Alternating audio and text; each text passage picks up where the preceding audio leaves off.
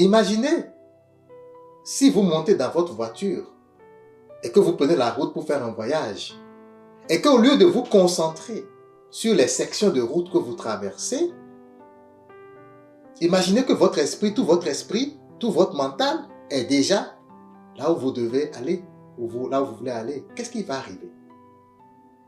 Qu'est-ce qui va se passer? C'est des accidents. Vous ne pouvez pas voir si un obstacle traverse la route. Vous ne pouvez pas voir le brusque arrêt de la file de voitures devant vous. Vous allez faire un accident parce que vous n'êtes pas là. Vous allez chuter avant d'arriver à destination. Vous ne parviendrez quasiment jamais à votre destination.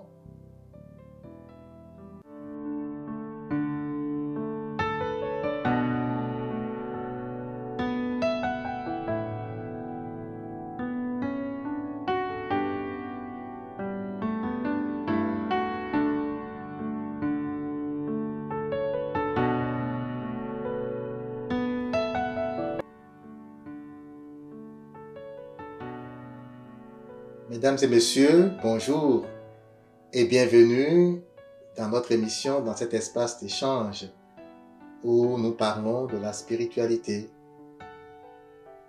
du paradigme de vie qui nous permettra d'atteindre notre objectif d'une vie heureuse et épanouie. Alors, vous vous rappelez, il y a quelques jours, nous avions parlé dans un de nos enseignements du thème « Le repos est dans la tête ». Aujourd'hui, nous allons continuer donc avec un corollaire à ce thème en parlant de la fatigue. La fatigue est un signe. Lorsqu'on parle souvent de la fatigue, vous savez, il y a la fatigue physique, il y a la fatigue psychologique, il y a la fatigue émotionnelle et peut-être d'autres types de fatigue. Mais ce qu'on veut dire, c'est que il y a la fatigue qui correspond au corps physique simplement lorsque vous faites des choses physiques, un effort physique. Lorsque vous faites un effort physique, vous soulevez des affaires, ou lorsque vous faites le ménage, ou lorsque vous faites un travail physique. Peu importe ce que c'est, vous pouvez avoir la fatigue des muscles, la fatigue physique. Mais il y a également toute la fatigue spirituelle, donc tout ce qui est mental, tout ce qui est psychologique, tout ce qui est émotionnel. Et la plupart du temps, lorsque nous voulons penser à nous reposer, l'idée ne vient pas assez facilement dans le mental que nous avons besoin de repos. Ultimement, nous allons savoir qu'il faut se reposer. Mais la première chose qui nous vient en tête, c'est « je suis fatigué ». Regardez dans votre quotidien, autour de vous, même en vous, observez-vous en train de vouloir vous reposer, vous allez voir que le premier indice, c'est la fatigue. Qu'elle soit physique, que l'on sente ses muscles relâchés, ou que ce soit mental, qu'on sente sa tête surchargée, qu'on se sente submergé de pensées. C'est toujours l'idée de « je suis fatigué » qui nous arrive en premier. Voilà pourquoi la fatigue est un signe. C'est un signe que quelque chose ne va pas foncièrement en vous. Alors, c'est sûr que ce discours peut paraître assez nébuleux, assez bizarre ou assez étrange pour certaines personnes. Parce que dans le train-train de notre quotidien, pour nous, la fatigue est normale. C'est sûr que lorsque tu travailles, tu dois être fatigué. Alors, c'est étrange de penser que l'on ne veuille pas être fatigué. Pour certaines personnes, c'est même obligatoire d'être fatigué. Même quand tu ne fais rien, tu es fatigué.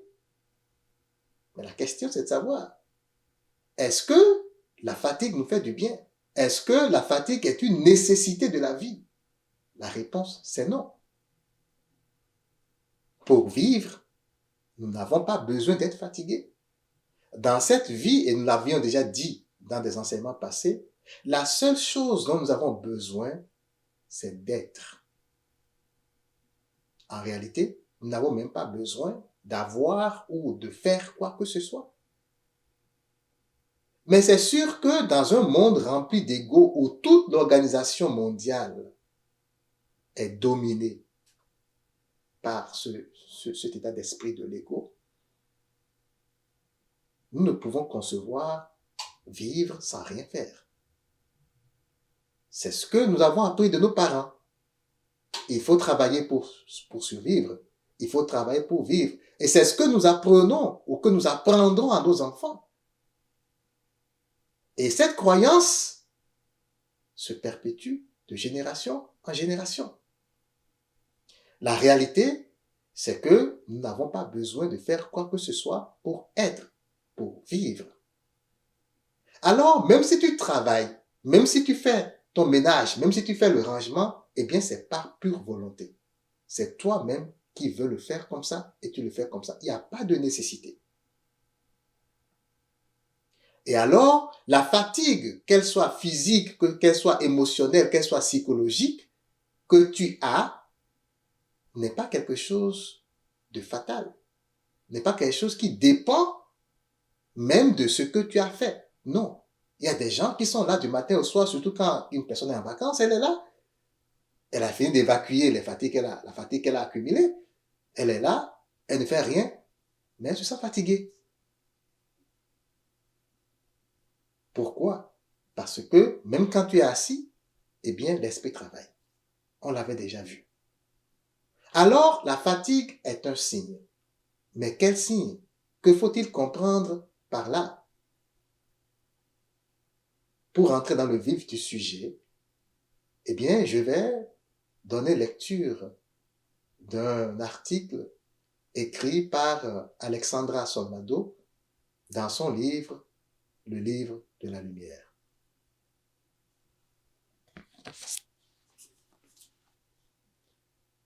Alors, voici le livre de la lumière. Et donc, l'article que je vais lire est à la page 314, c'est la réflexion 143 qui est intitulée Fatigue. La fatigue est un signe. Ou vous êtes sur la mauvaise route, ou vous allez trop vite sur la bonne route. L'important est de vous concentrer. Que vous soyez en train d'essayer de maintenir votre allure ou de changer de vitesse, ce qui est important est de vous centrer sur vous-même. Arrêtez-vous. N'ayez pas peur de vous arrêter. Arrêtez-vous souvent, à intervalles réguliers, pour respirer. Pour respirer et ressentir le présent. Ceux qui sont sur la mauvaise route ne sentent pas la route sur laquelle ils sont. Ils ne s'intéressent qu'à une chose, arriver à destination. Ceux qui vont trop vite ne sentent pas la route. Ils ne s'intéressent qu'à une chose, arriver à destination. Quand ceux qui sont sur la mauvaise route arrivent, ils sont extrêmement déçus parce que la destination ne méritait pas tout le mal qu'ils se sont donné pour l'atteindre. C'est bien ce qui devait arriver, étant donné que la mauvaise route ne peut vous mener finalement qu'à une mauvaise destination. Ceux qui vont trop vite n'atteindront jamais leur destination parce qu'ils feront une chute avant d'arriver. Comme vous pouvez le constater, quelle que soit la situation dans laquelle vous vous trouvez, le voyage n'est pas satisfaisant. Et quand le voyage n'est pas satisfaisant, il est préférable de s'arrêter. Arrêtez-vous. Respirez. Restez là où vous êtes. Et occupez-vous du présent. Centrez-vous pour que demain, vos jambes aient plus d'énergie pour tirer le meilleur parti de chaque étape du voyage qu'il vous reste à faire. Signé Jésus.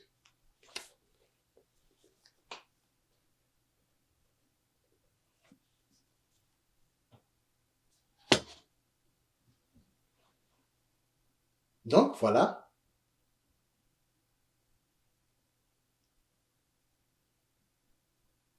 un merveilleux texte de spiritualité qui dit tout et de façon la plus simple possible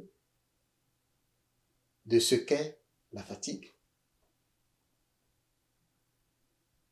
Alexandra dit la fatigue est un signe.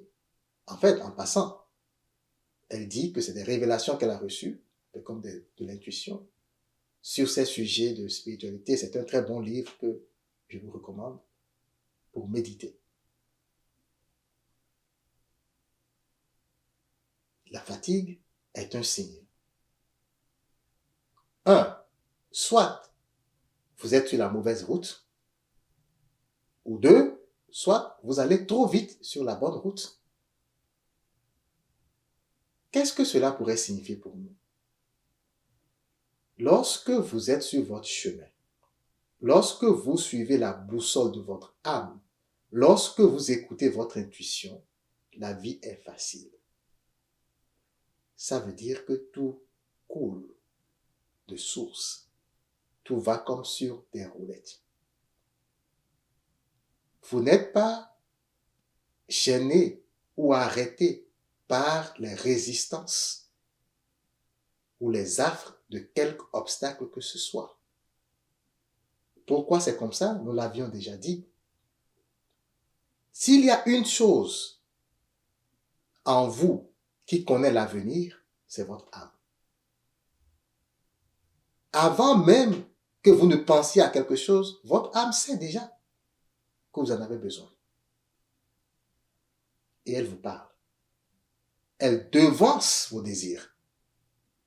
La plupart du temps, dans l'inconscience, ancrée dans nos croyances et dans l'ego, nous n'écoutons pas cette entité en nous. Et donc, Alexandra dit, lorsque tu es fatigué,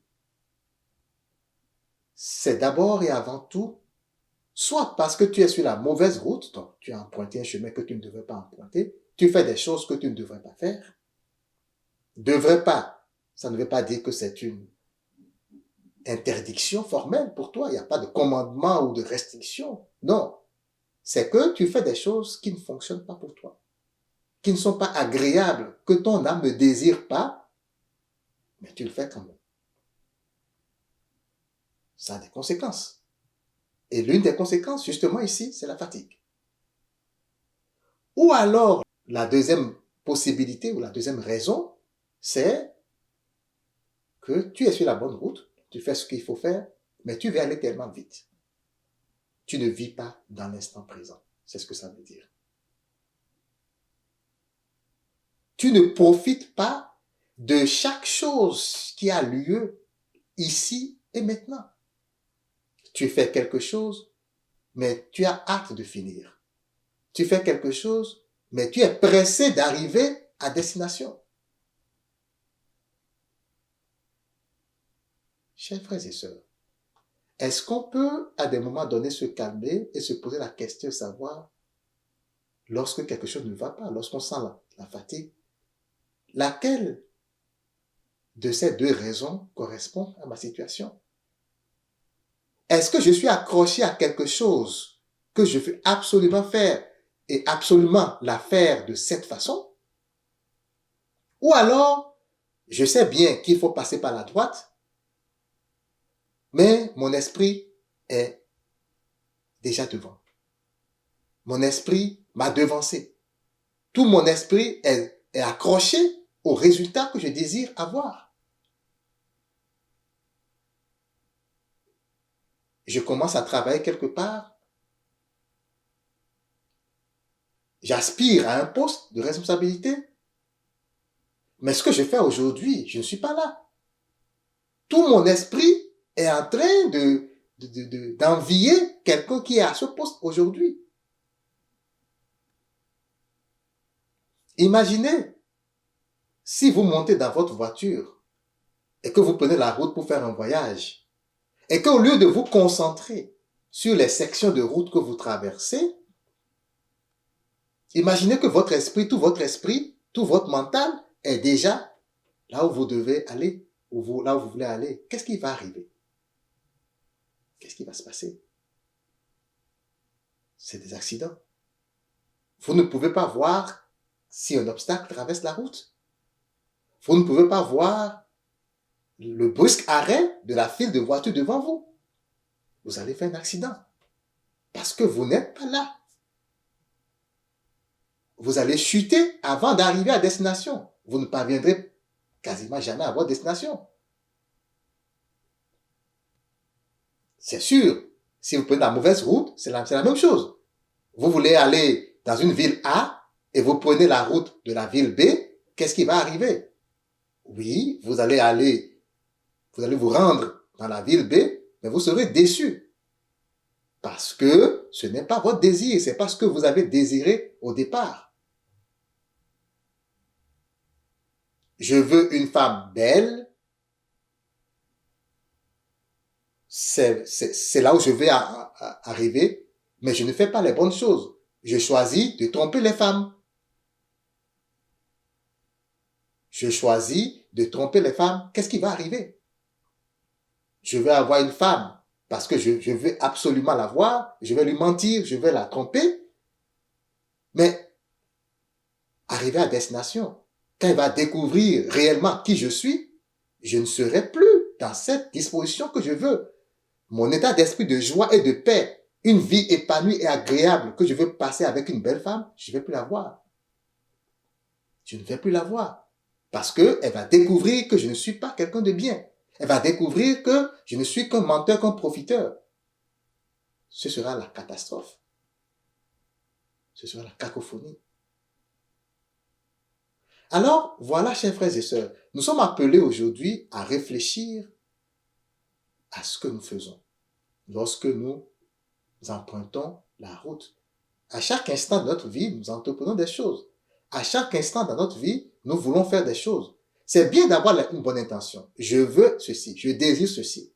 Mais de prendre les raccourcis, voilà qui est très dommageable pour nous. Parce que alors, à destination, c'est la déception.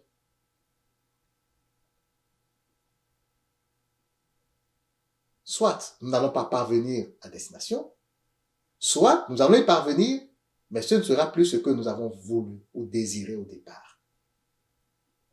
Et en ce moment, c'est la déception. À chaque fois que vous sentez qu'il y a quelque chose qui ne va pas dans votre tête, qu'elle est surchargée, ou que les choses semblent très lourdes, semblent stagner, à chaque fois que vous voyez que les choses ne coulent pas de source, ne vont pas comme sur des roulettes, ça veut dire que soit la façon dont vous les menez, c'est pas le bon chemin, c'est pas ce qu'il faut faire, ou alors vous voulez sauter les étapes. Vous ne voulez pas vous arrêter. Mais alors là, la solution que préconise Alexandra Solnado ici, c'est de dire, arrêtez-vous. Il n'est jamais trop tard. Arrêtez-vous. Faites un reset. Repartez à zéro.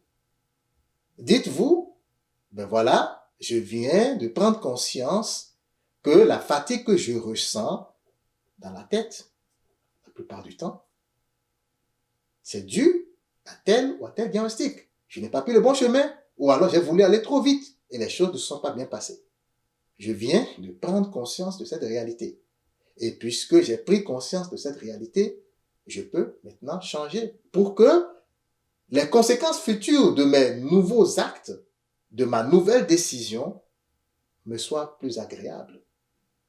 En réalité, n'est-ce pas ce que nous cherchons, chers frères et sœurs? Que les conséquences de nos actes soient plus agréables. Par le passé, nous avons fait des choix qui n'étaient peut-être pas très agréables. Le principe de causalité, cause à effet, donc chaque chose que tu fais entraîne des conséquences que tu dois supporter, eh bien, ça fait qu'aujourd'hui, je suis dans la merde. Je suis dans une situation qui n'est pas vraiment agréable pour moi. Mais ce n'est pas la fin du monde. Il peut arriver que les choses que j'ai ne soient pas agréables pour moi. C'est correct. C'est une étape de la vie. J'ai voulu aller trop vite ou j'ai pris le mauvais chemin. Mais à partir de maintenant, je peux prendre le bon chemin. Un chemin où je vais être calme et paisible. Un chemin qui inspire la sérénité et la confiance. Un chemin dépourvu de toute peur. Je veux être riche. Faisons les choses en ayant confiance à notre âme. Que mon âme crée la richesse. Car l'or et l'argent appartiennent à Dieu. L'or et l'argent appartiennent à mon âme. Je veux devenir riche, je n'ai pas besoin de piétiner les autres. Je n'ai pas besoin de marcher sur les autres. Je n'ai pas besoin d'user d'astuces et de stratagèmes pour tromper, duper les autres. Je n'ai pas besoin de ça. Parce que alors, qu'est-ce qui va arriver? Je vais aller trop vite, je vais m'écraser. Je vais dire que c'est le monde qui est contre moi. Mais la réalité, je me serais attiré tous ces ennuis.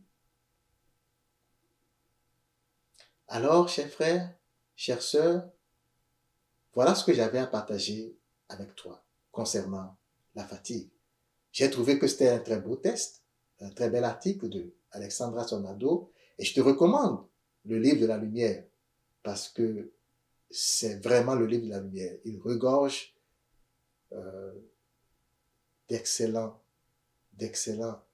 textes de spiritualité pour t'inspirer, pour te permettre de méditer sur ta vie et de changer l'énergie que tu dégages, de changer ta façon de voir le monde, de changer ta façon de voir les choses et ainsi de véritablement chaque jour un peu plus te rapprocher de ton bonheur. Si ce contenu, le contenu de cet enseignement t'intéresse, si tu trouves ça intéressant, je t'invite à t'abonner en activant la cloche de notification pour recevoir les publications futures que nous allons faire. Je t'invite à partager également parce que ça peut aider quelqu'un qui est dans le besoin. Le but ici, c'est que nous puissions nous aider les uns les autres sur ce chemin du bonheur. Alors, sois béni.